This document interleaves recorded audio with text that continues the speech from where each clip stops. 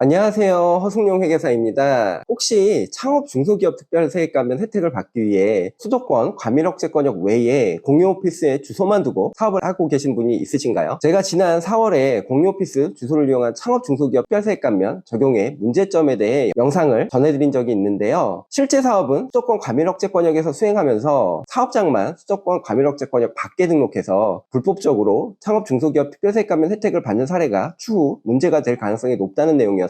그런데 이런 우려가 현실화되었는데요. 국세청에서 공유오피스를 활용한 사업장 주소 세탁에 대한 불법적인 탈세 사례에 대해 엄정 대응하는 한편 불법적으로 감면받은 세금을 추징하겠다고 발표한 것인데요. 그래서 오늘은 국세청 발표 내용과 실제 문제된 사례 그리고 유의사항에 대해 살펴보도록 하겠습니다.